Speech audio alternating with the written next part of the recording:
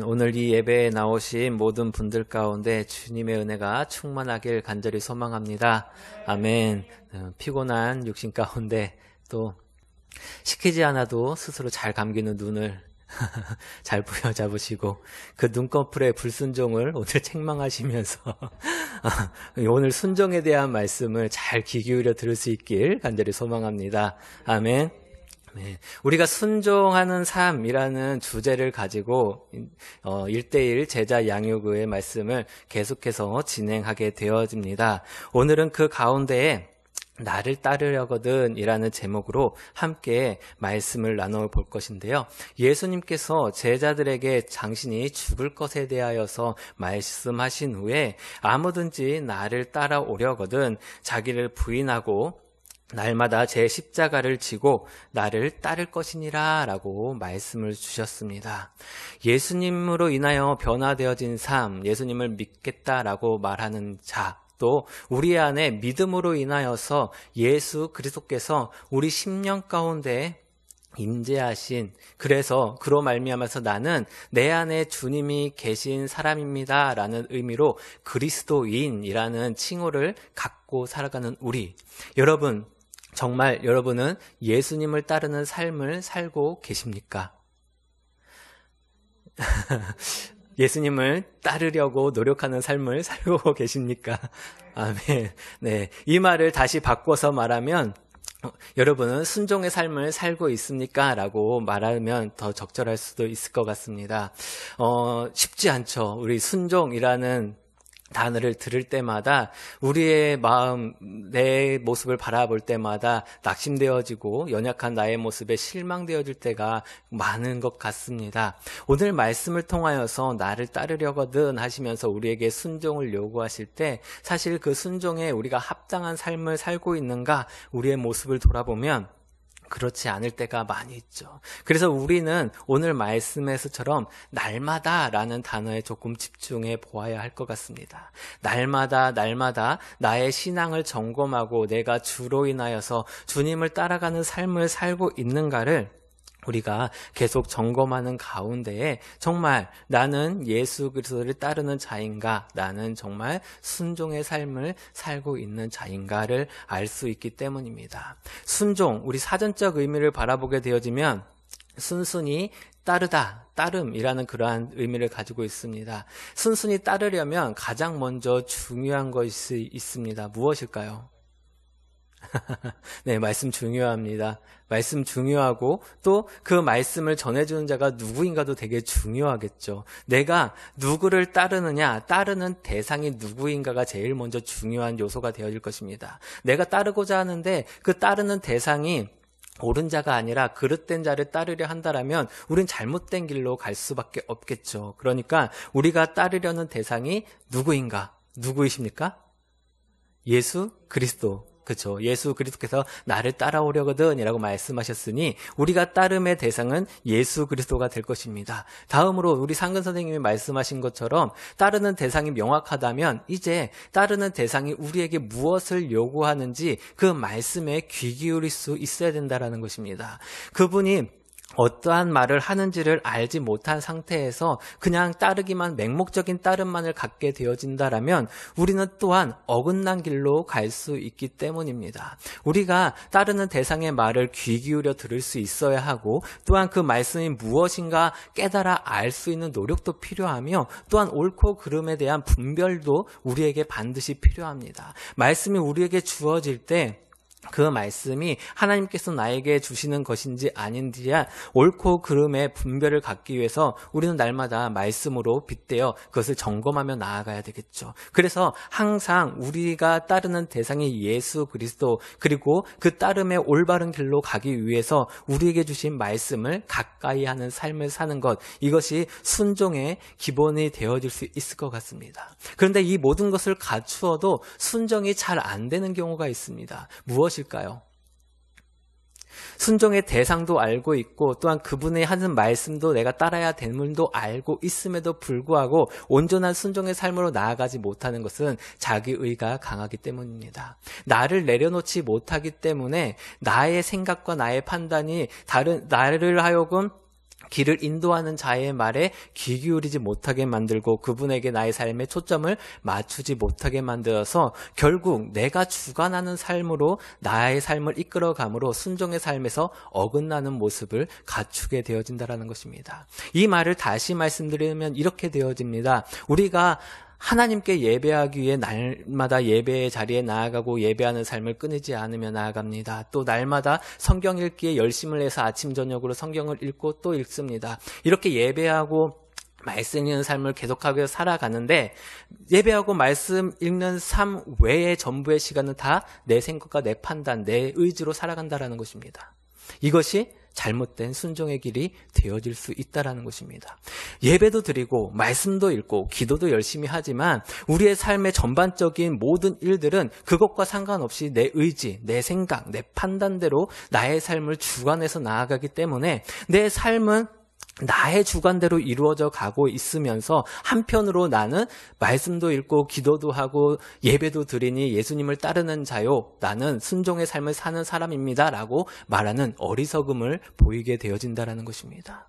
그러니 우리 안에서 이 순종의 모든 조건을 갖추고 온전한 순종의 길로 나아가기 위하여서 중요한 것 중에 하나가 바로 나 자신을 부인하는 일입니다. 나를 버리는 일이라는 것입니다. 내 생각과 판단을 내려놓는 일이라는 것입니다. 여러분들의 삶 가운데 아침부터 일어나서 저녁에 잠들기 전까지 수많은 선택의 기로에 우리는 살아가고 있습니다. 아침에 무엇을 먹을까, 밥을 먹을까 말까부터 시작해서 오늘 어떤 옷을 입을까 말까, 내가 어디를 갈까 말까 하는 그런 모든 일들 속에 우리는 매 순간순간마다 선택의 기로에 놓여 있는데 그 가운데 너무나 일상적이어서 그냥 반복되어지는 그러한 선택들도 있지만 나에게 정말로 믿음을 종용하는 중요한 선택들도 우리에게 놓일 때가 많이 있다라는 것입니다. 그럼에도 불구하고 우리는 그것을 그냥 일상적인 일들로 판단하여서 내 의지, 내 생각대로 치부해버리는 경우가 많이 있다라는 것입니다.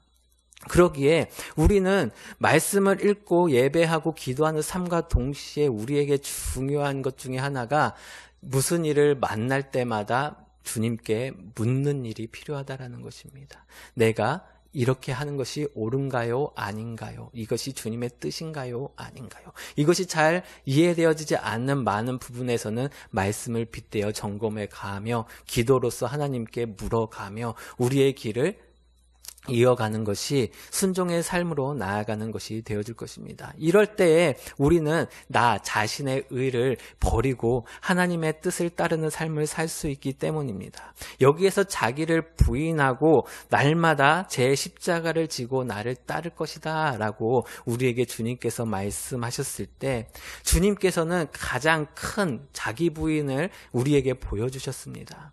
예수님은 어떠한 분인가요? 우리에게 예수님이란 어떠한 분이시고 성경은 우리에게 예수님이 어떠한 분이라고 우리에게 말해주고 있습니까? 빌립보서 2장 6절에서 8절 말씀에 보게 되어지면 그는 근본 하나님의 본체시나 하나님과 동등됨을 취할 것으로 여기지 아니하시고 오히려 자기를 비워 종의 형체를 가시다 사람들과 같이 되셨고 라고 말씀하십니다. 주님께서 자기 부인의 완벽한 모습을 보이신 것이 하나님과 동등되어진 신격을 가지고 계신 분께서 그 모든 신성을 다 내려놓으시고 이 땅의 종의 형체, 사람의 모양을 갖고 이 땅에 내려서 오셔서 사람들과 같은 모양으로 이 땅 가운데서 살아가셨다라는 것입니다. 그것이 예수님께서 행하신 자기 부인이었고 그 모든 것을 내려놓고 이 땅에서 인간으로서의 삶을 살아가신 그 모습을 통하여서 우리가 어떻게 우리의 자신의 삶의 자기 부인을 이루며 나아갈 수 있는지를 말씀해 주고 있다는 것입니다. 내가 하나님보다 앞서지 않는 것, 내가 하나님과 같이 되려는 잘못된 생각들, 그 모든 것들을 통하여서 우리는 자기 부인의 길로 나아가기 위하여 그것을 꺾을 줄 알아야 된다는 것입니다. 사단이 하나님께 죄를 지어 천사에서 사단이라는 그러한 모습으로 전락해 버릴 때에 그는 하나님처럼 되고자 하는 그 자리에서 그 같은 우를 범하게 되어집니다. 아담과 하와가 죄를 짓는 그 현장에서도 그들은 하나님처럼 되고자 하는 그 마음이 그들로 하여금 죄를 짓게 하는 동기가 되어집니다. 우리의 삶 속에서도 주인 되시는 하나님이 나의 주인으로서 자리를 잡아야 함에도 불구하고 우리가 그 자리를 차지하여서 하나님의 역할을 내가 감당하는 것, 그것이 어쩌면 우리가 하나님처럼 되고자 하는 생각과 맞닿을 수 있다는 것입니다. 그것이 없어지고 그 모든 것이 내려놓아질 때 우리는 완전한 자기 부인의 모습을 갖출 수 있게 되어집니다. 그리고 예수님께서는 사람의 모양으로 나타나사 자기를 낮추시고 죽기까지 복종하셨으니 곧 십자가의 죽으심이라 라고 말씀하십니다. 여기에서 복종이라는 단어가 나오죠. 순종보다 더 깊은 단계의 순종을 말씀하는 것이 복종이 되어질 것 같습니다. 진정으로 자기의 모든 것을 버려 뜻을 따르는 것이 복종이 되어질 텐데요. 우리의 모습 가운데 순종의 모습도 그와 같은 모습으로 나타나야 될 것입니다. 그리하여서 우리는 예수님께서 십자가의 죽으심으로 하나님의 뜻을 이룬 것과 같이 우리에게 주어진 십자가를 감당할 수 있는 삶이 되어야 한다는 것입니다. 여러분, 여기에서 십자가라고 이야기할 때 여러분들은 이 십자가를 어떻게 받아들이십니까? 여기서 말하는 십자가가 무엇일까요? 많은 사람들은 이 십자가를 예수님께서 그 십자가를 지시고 가실 때 겪으신 고난, 고통으로 생각하여서 우리가 이 땅 가운데 살아가며 겪게 되어지는 많은 고난과 고통들을 그 십자가에 빗대어 내가 이렇게 고난받고 내가 이렇게 힘들어하고 내가 이런 어려운 상황 가운데 살아가는 것이 내 십자가구나 라고 이야기할 때가 많이 있습니다. 어떻게 생각합니까? 맞는 것 같습니까? 예수님께서 우리 로마서 8장 17절에 보면 우리가 그리스도와 함께 영광을 받기 위하여 고난도 함께 받아야 할 것이다 라는 이 말씀에 빗대어서 이 십자가를 고난으로 상징하며 그것을 겪게 되어지면 나중에 영광에 이를 것이다 라고 이야기하는 경우도 보게 되어지죠. 하지만 이 십자가를 단순히 고난과 1:1 매칭을 해서는 될까 안 될까요? 안 됩니다. 우리가 이 세상에 살아가는 많은 일들 속에 불순종으로 인해서 겪는 고난이 많겠습니까? 순종해서 겪는 고난이 많겠습니까? 그렇죠. 불순종으로 겪게 되어지는 고난이 훨씬 더 많다라는 것입니다. 그럼에도 불구하고 사람들은 이게 내 십자가야 라고 이야기하며 그 고난을 당연히 내가 겪어야 될 일들 중에 하나라고 생각하며 온전히 회개치 못하는 그런 삶 가운데 그냥 고난을 고스란히 내 삶에 얹어서 그 삶을 꾸역꾸역 살아내는 모습을 보게 되어진다는 것입니다. 하지만 그 고난을 내가 꾸역꾸역 살아내는 것이 진정한 순종의 삶이 아니라는 사실을 깨닫게 되어지면 그 고난을 내가 아닌 나를 대신하여 십자가에 달려 죽으신 주님께 맡겨드릴 수 있게 되어집니다. 그러면 내가 짊어질 그 고난의 무게가 한층 가벼워질 수 있겠죠. 내가 불순종으로 인하여서 이 땅 가운데 겪게 되는 수많은 고난들은 내가 그 고난에서 벗어나기 위하여 주님께 순종하는 삶으로 나아가고 주님을 따르는 삶으로 나아가게 되어지면 그 고난에서부터 자유함을 얻을 수 있음을 우리는 분명히 기억하시기 바랍니다. 이렇다면 우리는 고난이 순종과 조금은 십자가와 조금은 별개의 이야기일 수 있다라고 생각이 되어집니다. 그러면 여기서 말하는 십자가는 과연 무엇을 의미할까요? 여기에서 말하는 십자가는 우리가 이 땅 가운데 있게 되어진 것, 우리가 이 땅 가운데 살아가야 할 이유, 사명을 의미하게 되어진다라는 것입니다. 예수님께서 이 땅에 왜 오셨습니까? 왜 자기를 하나님과 동등된 위치에 계시던 그분이 자기를 낮춰서 사람의 모습, 종의 형체를 가지사 이 땅 가운데 왜 오셨습니까? 그분의 마지막은 무엇이었습니까? 십자가에 달려 죽으셔서 하나님의 뜻을 온전히 성취하시는 것, 다 이루었다 말씀하시는 그것이 완전한 순종의 끝, 정점을 다 이루게 되어짐을 우리는 알 수 있습니다. 즉 예수님께서 십자가를 지고 따르라 한다라는 것은 예수님이 그 십자가의 사명을 이 땅에서 이루신 것처럼 우리 각자에게도 하나님께서 맡기신 십자가의 길, 사명의 길이 우리에게 주어져 있다라는 것입니다. 하나님께서 우리에게 맡기신 그 십자가를 지고 그 사명을 감당하는 길을 가야 한다라는 것입니다. 여기에 분명 우리는 이 땅에서 겪게 되어질 믿는 자로서의 고난이 따라오게 되어집니다. 이것은 우리가 불순종으로 인한 죄로 인해서 생겨나는 세상 속의 고난과 고통이 아니라 주님을 믿고 따르는 자의 삶을 살아가는 살아감에 있어 믿는 자에게 악한 영이 우리를 공격해오는 그 공격으로 인한 고난, 어려움, 내가 이 십자가 주님께서 맡기신 사명을 완수하기까지 끝까지 십자가를 놓지 않고 갈 수 있도록 우리에게 힘과 능을 주시는 주님을 의지하며 나아가는 그 길에 있어 우리에게 닥쳐오는 많은 고난들을 의미하게 되어진다는 것입니다. 그래서 그 십자가의 고난을 이겨내게 되어지면 우리가 하나님 뜻 안에 온전한 사명을 이루게 되어지면 그때 주의 영광의 자리에 우리도 함께 동참할 수 있게 되어진다라고 말하고 있습니다. 그 결과가 다시 말하면 우리가 하나님의 나라, 즉 천국에 들어갈 수 있는 하나님의 백성이 되어진다라는 것이죠. 우리가 하나님의 말씀에 순종하는 삶, 십자가를 지고 따르는 삶을 살아갈 때 우리는 그 안에서 하나님의 나라에 들어갈 수 있는 그 자격이 우리에게 주어진다라는 것입니다. 아니, 예수님을 믿게 되어지면 구원이 완성되는 거 아닙니까? 어떻게 그 후에 무슨 노력이 필요하겠습니까? 라고 이야기할 수 있겠지만 여러분, 예수님을 믿는 자의 심령 속에 주님이 거하시고 그리고 그 주님께서 나의 삶을 인도하신다면 우리는 결코 이 땅 가운데서 죄로 인하여 무너져 버리는 일은 없을 것입니다.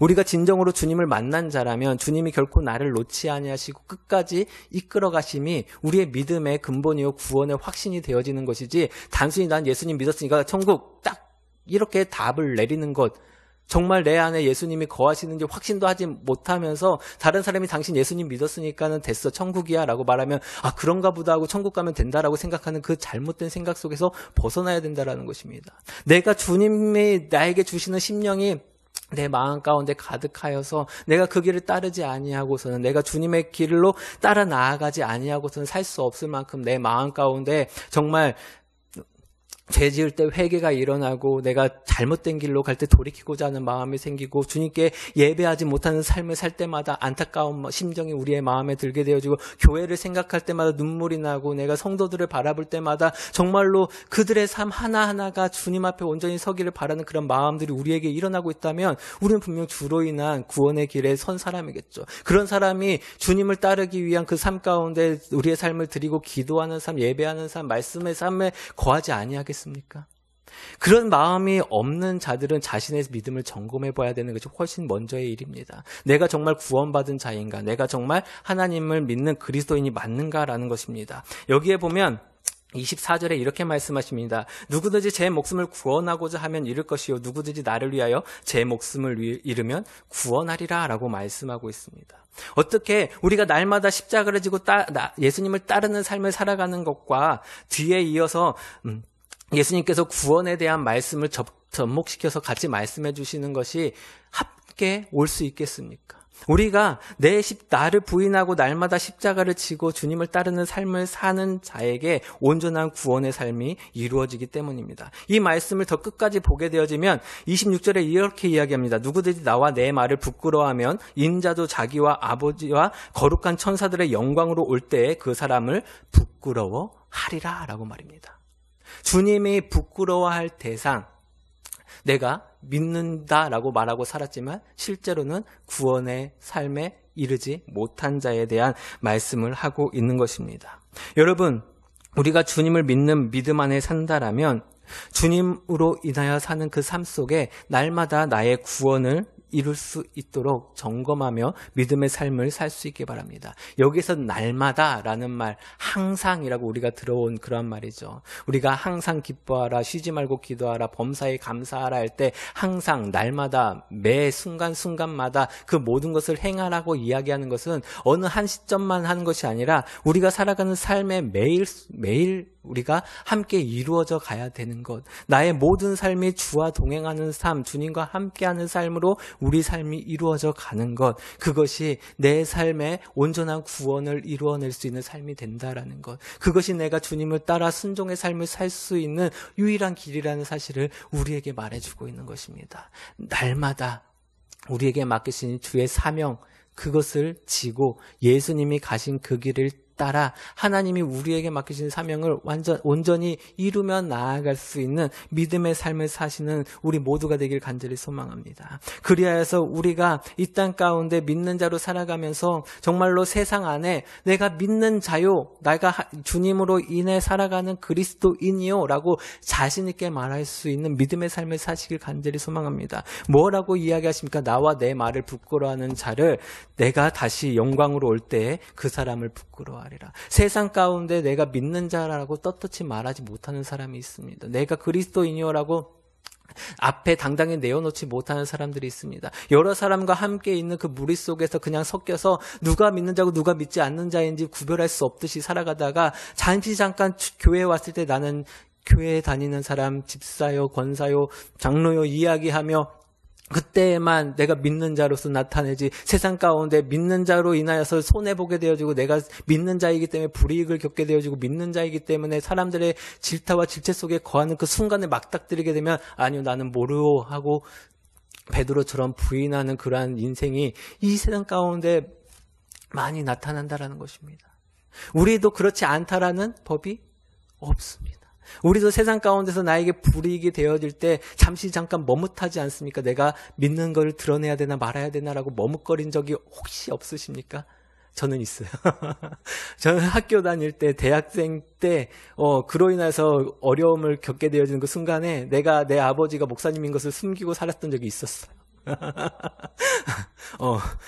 그런데 정말 그것을 부끄러워하는 그 모습이 정말 옳은 것인가 돌아보게 되어지면 아니요. 세상에서 내가 세상의 것을 취하고 세상의 많은 것을 더 누리기 위하여서 내가 믿는 자라는 것을 감추려는 나의 모습에 부끄러움을 느끼게 되어지죠. 그것이 내가 나 혼자만 부끄러운 것으로 끝나는 것이 아니라 그로 인하여 주님이 부끄러움을 당하신다라면 우리의 모습 가운데 정말 무엇이 옳은지 우리의 모습을 돌아볼 수 있게 바랍니다. 내가 세상 가운데서 믿는 자로서 날마다 십자가를 지고 나아가는 그 사명의 길은 세상에 떳떳이 나는 믿는 자 그리스도인이요 주님을 따르는 사람입니다. 나는 그 주님을 따르기 때문에 당신들이 요구하는 그것을 행할 수 없습니다. 나는 주님을 따르는 자이기 때문에 주님의 말씀에 어긋나는 일을 할 수 없습니다. 동성애가 죄인 것을 나는 떳떳이 말해야 됩니다. 나는 이 세상에서 잘못된 법을 따르는 것에 대하여서 반대의 의견을 떳떳이 말할 수 있는 자가 될 것입니다. 라고 말할 수 있는 자가 되어야 합니다. 그렇지 않겠습니까? 우리가 믿는 자로서 이 세상 가운데 살아가는 우리 삶 속에 주로 인하여 주님을 드러내며 주님을 부끄러워하지 아니하고 주님을 온 천하 만민에게 증거하며 나타낼 수 있는 믿음의 삶이 되기를 간절히 소망합니다. 여러분 아무든지 나를 따라오거든 자기를 부인하고 날마다 제 십자가를 지고 나를 따를 것이다 라고 주님이 말씀하고 있습니다. 주님을 따르길 원하십니까? 주님을 따르기 원하시면 여러분 스스로를 부인할 수 있길 간절히 소망합니다. 내가 가지고 있는 직책, 학벌, 내가 소유하고 있는 물질, 내가 가지고 있는 많은 사람들로부터 인정받을 만한 모든 것들 그걸 다 내려놓고 주님을 따를 수 있게 바랍니다. 사도 바울이 자신이 가말레엘 문화의 유대인 중에 유대인이요 그가 가진 모든 것을 다 배설물로 여기고 다 던져버리고 주님을 따르는 삶을 살았던 것처럼 그의 이름이 사울에서 바울로 바뀌는 것, 우리가 성경에서 많은 인물들의 이름이 바뀌어지는 것을 보게 되어지는데 그때마다 주님께서 그의 이름을 바꿔주십니다. 그런데 특이하게 사울에서 바울로 바뀌는 이 이름은 바울 스스로가 이름을 바꾼 것이 하나님이 그의 이름을 바꿔준 것이 아닙니다. 모르십니까? 바울이 사울에서 바울이 되어질 때 그는 사울이라는 유대의 이름을 버리고 로마식의 바울이라는 이름을 선택하게 되어집니다. 왜 그랬을까요? 그는 더 이상 유대인이라는 그러한 삶의 틀에 자기를 가둬놓은 것이 아니라 이제는 나는 이방인의 사도로서 로마에 이르기까지 주의 복음을 전하는 주의 사도가 되기 위하여 로마식 이름을 선택하여서 많은 사람들로 하여금 자기의 이름이 더 친숙하게 익숙하게 들리기 위해서 바울이라는 이름을 선택하게 되어지죠. 유대식의 그 모든 것을 다 던져버리면서 모든 것을 배선물로 포기해버리며 자기를 부인하는 순간 그의 이름이 사울에서 바울로 변화될 수 있었던 것입니다. 우리가 이 땅 가운데 내 이름으로 내 타이틀로 가지고 있는 그 모든 것들을 다 내려놓고 주님 앞에 두 손 들고 천부여 의지 없어서 나아갈 수 있길 바랍니다. 그때 주님이 나를 붙드시고 주의 사람으로 이끌어 가시면 나를 따르는 자 그를 내가 부끄러워하지 아니하노라 라고 말씀하시면서 이끌어 가실 줄 믿습니다. 우리는 거기에 순종하며 따르기만 하면 됩니다. 주님의 말씀에 따를 때에 내 자아로 인하여서 살아가는 삶보다 더 풍성한 은혜가 있을 줄 믿습니다. 여러분은 얼마나 믿습니까? 나의 이 지능이 얼마나 높다라고 생각하십니까? 이 천하 우주 만물을 만드신 주님보다 내가 더 뛰어난 두뇌를 가지고 있다라고 생각하십니까? 우리의 생각과 판단이 이루어낼 수 있는 그 이상의 것을 주님께서 우리에게 말씀하시고 이끌어 가시는데 한낱 짧은 생각으로 주님의 그 계획과 섭리를 거스르는 삶을 산다면 얼마나 어리석은 일이 되어지겠습니까? 저는 항상 늘 감사합니다. 내 삶의 주인이 내가 아니라 주님이라는 사실에 늘 감사합니다. 이렇게 미련하고 부족하고 연약한 자가 주인이 되어서 내 삶을 이끌어간다라면 온전치 못한 삶으로 날마다 넘어지고 자빠지고 힘들고 어려운 삶을 살 터인데 내 삶의 주인이 하나님이시니 나는 하나님만 의지하고 살아가면 됩니다. 이 마음의 고백이 나로 하여금 이 세상에서 많은 고민과 어려움, 힘든 순간을 만날 때마다 주님이 하시면 된다라는 이 생각이 얼마나 감사하고 귀한 것인지 모릅니다. 우리의 생각으로 아무리 골똘히 머리를 써봤자 우리의 인생은 거기서 거기입니다. 주님께 맡겨드린 그 삶 속에 진정한 순종의 의미를 찾으시길 바랍니다. 이 순종이 고난일까요? 축복일까요? 축복이겠죠, 축복. 우리의 삶 가운데 순종이 축복이 될 수 있는 믿음의 삶을 살 수 있는 우리 모두가 되기를 간절히 소망합니다. 기도하겠습니다.